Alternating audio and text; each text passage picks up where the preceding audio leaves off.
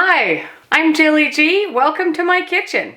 Today I'm going to show you a recipe that is my great-grandma's recipe. And it's actually not just her recipe, it was a popular recipe, and I think still is popular. And this recipe goes by many different names, but the name that we've always called it in my family is a boiled raisin cake. It's been known as a wartime cake, a depression time cake, or just a depression cake rather.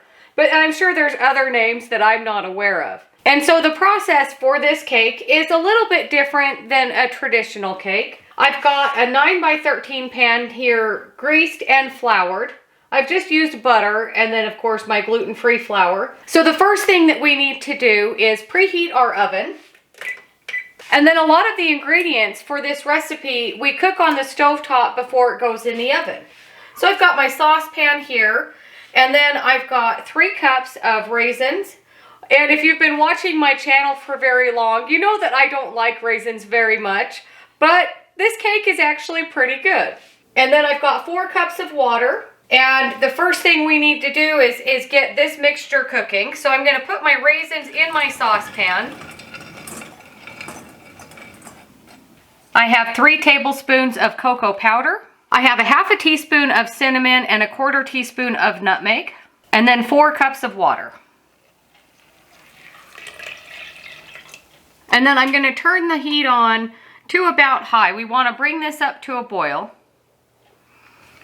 And then just very carefully stir it together. And it's okay if the cocoa powder is a little bit lumpy in there.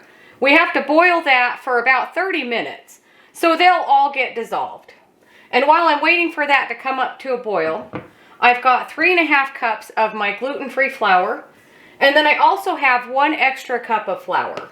This is one of those recipes that you may or may not need a little bit of extra flour to get it to the right consistency. You want it to be a fairly stiff batter. But to my 3½ cups of flour, I've got 3 teaspoons of baking powder and a big pinch of salt. So about 1/4 teaspoon or so of salt. And then just mix this together. Normally when I make this cake, I usually don't have all of these other dishes here.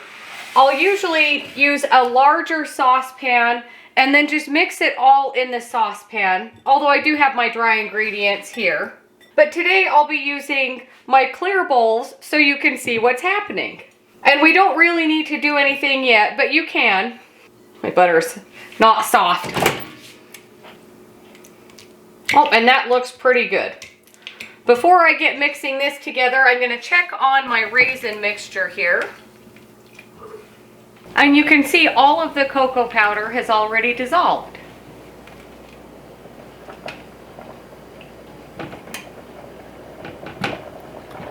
So once that's up to a boil, I'm going to turn the heat down to about medium-low. I want it to stay boiling, but we need to boil this for 30 minutes.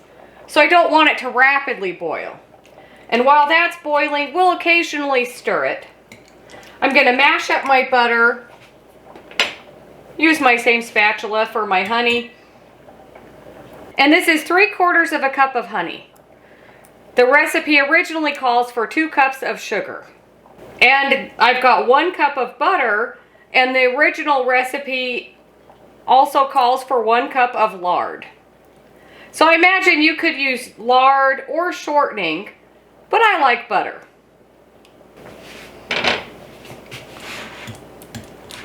And then I'm just going to mix my honey and my butter together. Although we'll be doing a lot of stirring with this recipe, so it's okay. But you do want it to be well mixed together. And then I've got 3 eggs here I'm going to add in and get those mixed in with my butter and my honey. Egg number 2. And egg number 3. And my oven is ready. Let me clean up my mess here. Give our raisins a stir. And now I'm just going to mix in my eggs to my butter and my honey. And you want all of your ingredients at room temperature because even though our raisin mixture, we will cool off so it's not super hot, but you don't want your eggs and your butter to be ice cold. You wouldn't be able to mix your butter if it's ice cold. So now that my eggs and my butter and my honey are all mixed together, we just wait for the raisins to boil for 30 minutes. And this is one of those recipes where you can start this raisin mixture first, and while it's boiling for 30 minutes, you get all of your other ingredients ready, grease your pan, preheat your oven, and then you're not just standing around waiting for 30 minutes.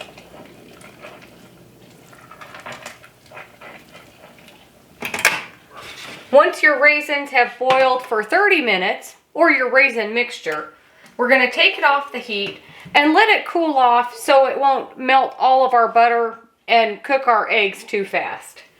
So now that my raisin mixture is mostly cooled off, it's still a little bit warm, I'm going to switch to my spatula. I'm going to add in my flour to my butter, eggs, and honey mixture first, and then start adding in my raisin mixture. And you really want to make sure to mix this all together. You don't want any pockets of flour. And it might look like we have too much flour right now, but we still have the raisins and the little bit of liquid that is left in the raisins that wasn't absorbed by the raisins.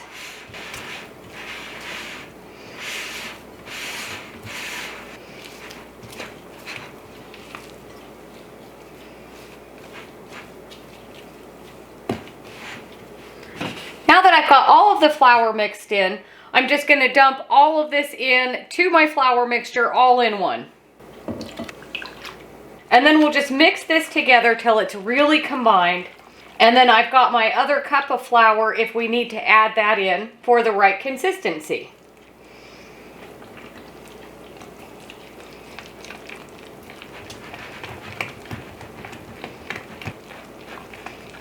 And you really want to make sure to scrape the sides and the bottom. Now here is where the tricky part comes in.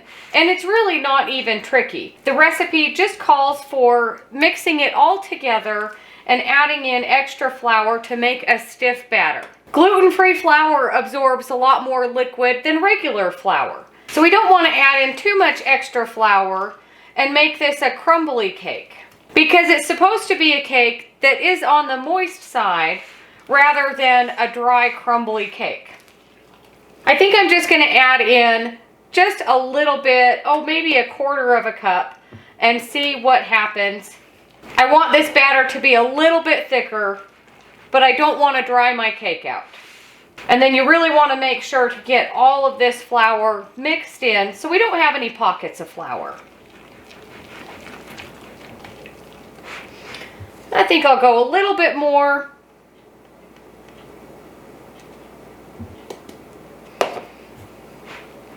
And I think that will do the trick.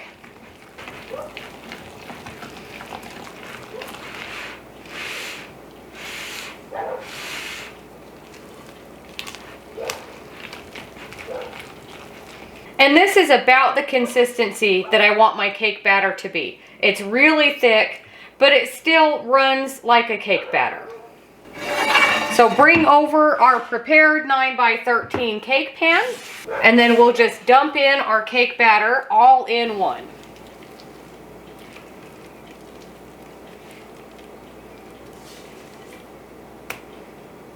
And now that we've got it in our 9x13, I'm just going to spread it out into the corners.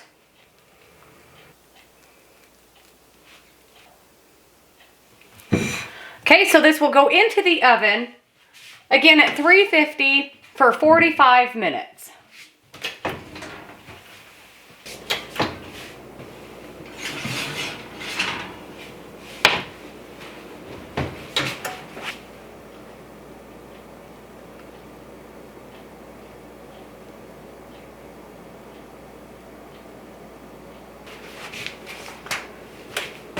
You could probably serve this warm if you want to, or room temperature, or even cold for that matter.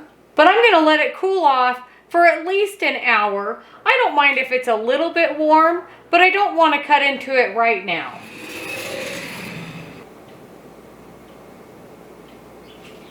So it's been about an hour, and we can cut into my cake now. Just go a little piece. You really don't even need a knife. And as with anything, the first piece is always a challenge. These raisins in here look like chocolate chips.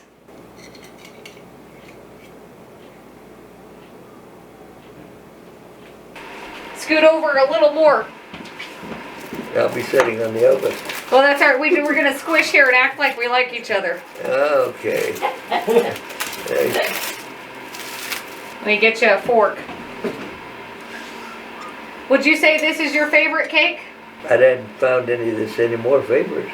I put extra raisins in it for you. Oh, well, that's good. But there's one thing about boiled raisin cake. It can be overdone. Then you get a soggy cake.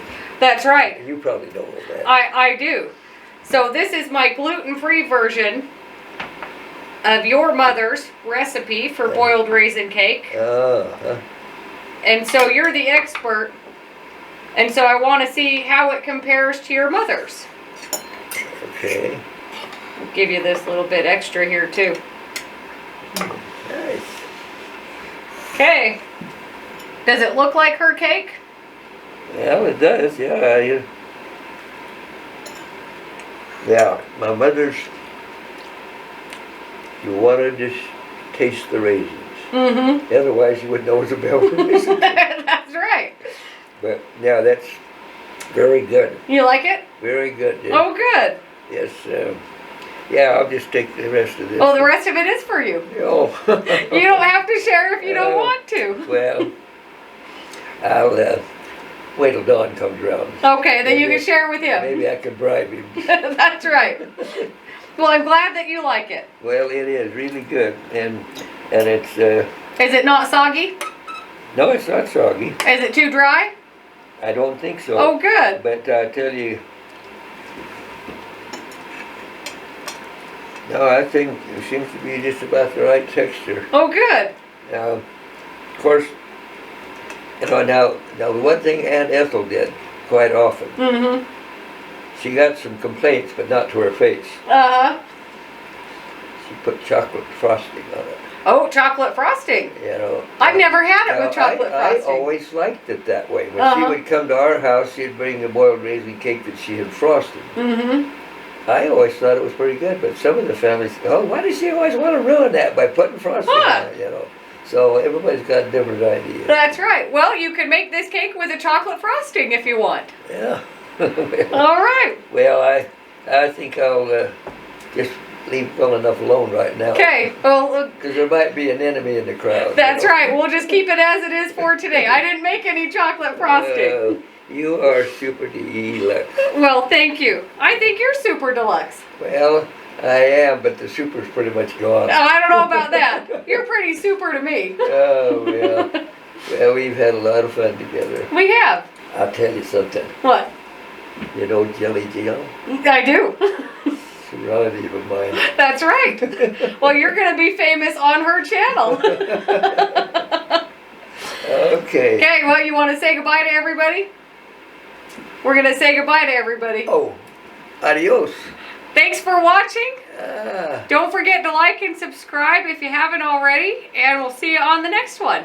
Oh, that was a wonderful experience. It was. Well, thank you. You want to take a picture?